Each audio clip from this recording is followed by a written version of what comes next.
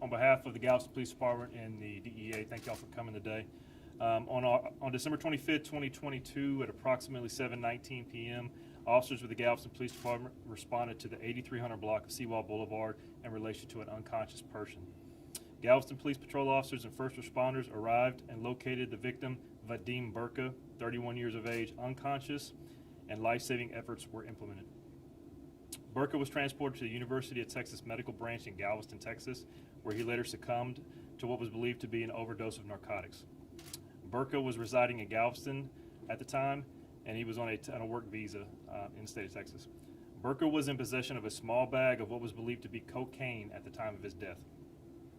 Also on December 25th, 2022, at approximately 7:40 p.m., officers with the Galveston Police Department responded to the 5300 block of Seawall Boulevard to the Rainforest Cafe in relation to an additional unconscious person. Galveston patrol officers and first responders located Dmitry Gadovsky, 34 years of age, unconscious, and life-saving efforts were again implemented. Gadovsky was transported to the University of Texas Medical Branch in Galveston, where he succumbed to what was believed to be an overdose on narcotics as well. Gadovsky was also residing in Galveston, Texas on a work visa. Gadovsky was in possession of the same style bag as Burka that also appeared to contain cocaine. Vadim Burka and Dmitry Gadovsky were both reported to be acquaintances and attended the same holiday gathering at the 8300 block of Seawall Boulevard. Investigators quickly mobilized and began linking the two cases and determined that both Vadim and Gadovsky purchased narcotics from the same supplier. Patrick Miller, 23 of Galveston, was quickly developed as a suspect in this case as the supplier of those narcotics. The Galveston Police Department and our federal partners with the DEA quickly combined resources and further linked Patrick Miller as the supplier of the narcotics that later tested positive for fentanyl. Various investigative techniques were used to establish probable cause for the arrest of Miller. On January 5th, 2023, 10 days after the death of Vadim and Dmitry, Patrick Miller was arrested for 2 counts of manufacturing delivery of a controlled substance with a combined bond of $200,000. Patrick Miller was released to the custody of the Galveston County Jail. This investigation is far from done. With the continued assistance with the DEA and the Galveston County District Attorney's Office, additional charges are expected. Our thoughts and prayers go out to the families and friends of Vadim Burka and Dmitry Gadovsky. The Galveston Police Department would like to thank the DEA and their swift assistance and great partnership to bring these cases one step closer to justice. And I'd like to introduce Special Agent in Charge of the Houston Field Division, Daniel Como.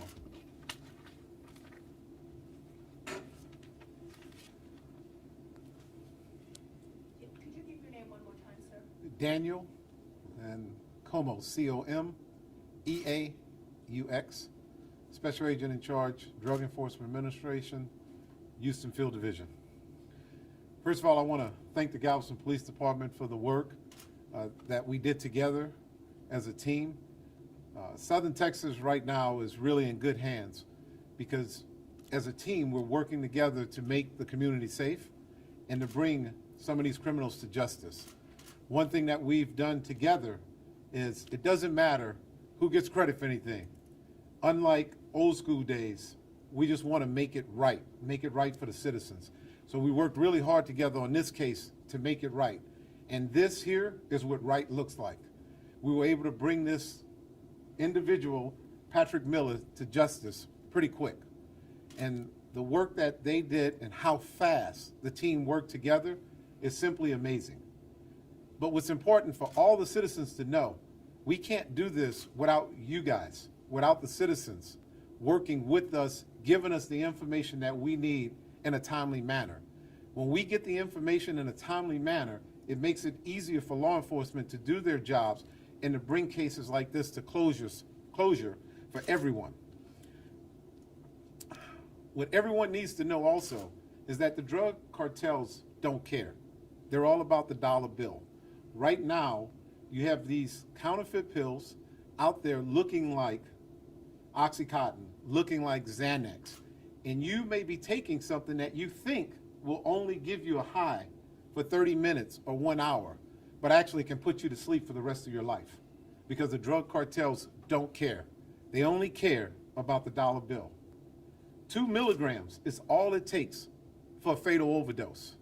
With that being said, they don't care, and they're trying to get you high, and they don't care if you die, because there's always going to be someone else there.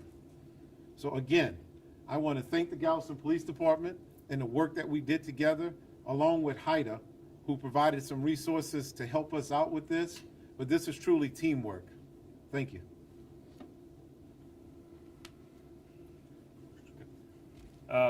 Big thank you to all the investigators here at the Galveston Police Department, the DEA's office as well.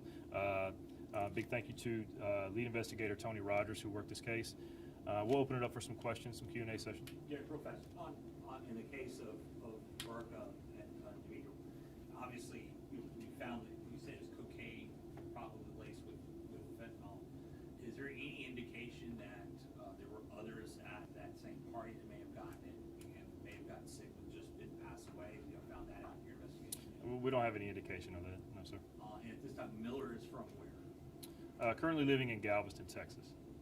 And I was going to ask you, Special Agent Como, if you can talk to the broader sense of that there seems to be a lot of, obviously fentanyl's been focused on, this county is one of the higher rates of overdoses involving fentanyl. But it's one of those things too, you're seeing in the DNA where it's getting into almost anything, even marijuana and the like, that gets normally passed, that, like you said, drug cartels don't care, but they're lacing almost anything that's out there right now. You're absolutely correct. At this time, it's synthetic, so it's easier to get. It's man-made.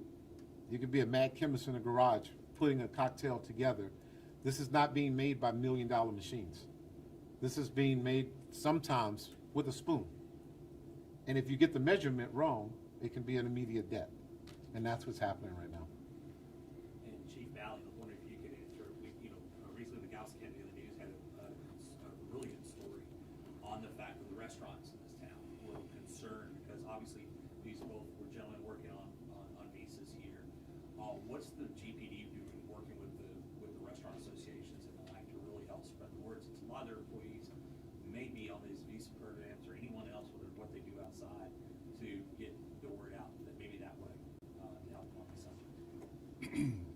I think that a lot of what we can do is to try to educate, as we are right now, and getting the word out there that there's poison on our streets. We're aware that it exists. We're aware that it is there, and we're asking for help from our citizens, our residents, to please call if you know of someone or somewhere that this poison is being peddled. Please let us know. You may remain anonymous, but we would like to know. Call in, give us that information, and we will relentlessly pursue all avenues to ensure that this poison is taken off of our streets. To those who would go out and distribute and peddle this poison to our citizens, telling you now that Galveston Police Department detectives and investigators will pursue you, they will arrest you, and you will be prosecuted. If you harm someone, you will be prosecuted to the fullest extent of the law. When you sleep at night, you should probably do so with one eye open and wonder if tonight is the night that the Galveston Police Department SWAT team comes knocking on your door. It's not going to happen in Galveston. We are going to do our jobs. You will not operate with impunity on Galveston Island. And Agent Crow, I forgot to ask you this. Are you expecting any federal charges to come forward on Miller? We're working right now. We're going to do what's best to get the best results for the investigation. When you say that additional charges are expected, are you referring to the suspect in custody or to additional suspects? Both. I mean, simple answer is both. We're going to continue to work this investigation. This investigation is not closed. There may be additional charges for Miller, and there may be additional suspects that are brought to justice as well. And there was a reference earlier to stuff being made in people's garages, home chemists, a slight mismeasurement, and it means death. Is it your sense that that's what's happening with these particular drugs, that it's somebody's garage locally or part of a larger, maybe more organized network? Yeah, I wouldn't comment on that right now. We have information, but we're not going to reveal the information this time. So. And what countries were these gentlemen from, where their work visas? Moldova and Serbia. Say that one more time. Moldova for Vadim and Serbia for Dimitri. And were they working, what kind of jobs were they working at restaurants? Hospitality, servers. Yes, ma'am. How long have they been here? I don't have that information in front of me. I apologize. Did they both work at Rainforest or different locations? I don't have that information in front of me. I wanted to, Derek, if you could, Ted Gasper, if you could, reference on this is that, and I know you'd probably be in the same boat, you had to say, you couldn't say much more, but any indication that Miller's tied to a larger organized crime unit? I mean, again, that's information that's involving that investigation that we wouldn't reveal this time. Anybody else? Are the remains being sent home to Eastern Europe, to their? So that's something that the Galveston County Medical Examiner's Office would coordinate with the family. I know some family is here from out of country right now, so that's something that they'll work out together. Have you spoken to family of the deceased? Investigators have, yes, sir. Okay. Do you know what their, I mean, it's a long trip just to come and retrieve, do you know, I guess, the family looking for justice, what's family like? Have you heard? You know, it's, I'm not quite sure I understand your question. well, I'm trying to get an idea, and if they, we have, you know, are they gonna be following up in the process, in the court system, are they gonna be following through, do you know, the family? I'm certain. I mean, just as if we were in the same situation, we would be in constant communication with investigators, with the district attorney's office. I mean, they're seeking justice just as much as we are. So, I mean, the overall sentiment is, I mean, they're dealing with a lot of pain right now. And I can't imagine being in that situation. And that's about all I have to say. Could you give your name one more time, sir? So, it's Sergeant Derek, D-E-R-E-K, Gaspard, G-A-S-P-A-R-D. And to be, I guess, sorry, Chief, I just did not to give a chance for everyone to make sure they get your name. Chief, could you tell me that? Yeah. Sure. Doug Bally, D-O-U-G-B-A-L-L-I, Chief of Police, Galveston Police Department. We want to know, do you want to tell them why we released that piece of evidence? Yeah, absolutely. The baggie with the panda on it. I think that's very important for the public. It's a public service announcement for tonight. So this particular baggie that is in this picture right here clearly has a picture of a panda on it, which is harmless nonetheless, but it's a specific bag that the community, the public need to be aware of. Like if you see bags that look similar to this, I mean, first and foremost, if you see a bag that looks like a narcotics bag, you want to try to avoid that at all costs. Secondly, if you see a bag that looks like this and it's a panda on it, there is a good chance that there may be fentanyl in this bag. You don't want to handle it. You don't want to touch it. You don't want to be anywhere around that. If you see something like this, please contact your local police department. And I'll let Mr. Como reiterate this a little bit on the part that, I know DEA talks a lot about fake prescription drugs, but this is another example that it's not just the fake prescription pills, it's also narcotics like heroin, cocaine. Please reiterate that. Yeah, look, unfortunately, like I said earlier, the drug cartels are taking advantage of anything that they can right now. So going back to one of the questions that was asked earlier, yes, we are seeing it in marijuana. We're seeing a mix sometimes where even the drug cartels make mistakes, where they're adding this fentanyl to cocaine. And some of them are thinking that, hey, we're just putting cocaine in here. Well, that will cause an immediate death if they put the mix wrong.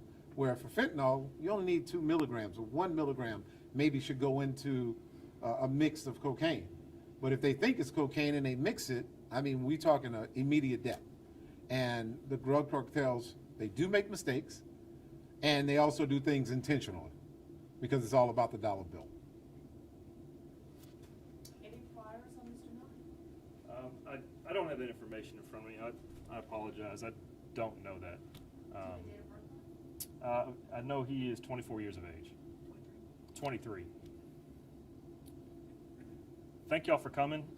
If y'all need anything, so my intention was to send everybody my distribution list, the actual digital copies of the bags, the images, and then a copy of the actual release itself. So I'll be sending that as soon as I can clear here. I'll send it out to everybody. So thank y'all for coming. I appreciate it.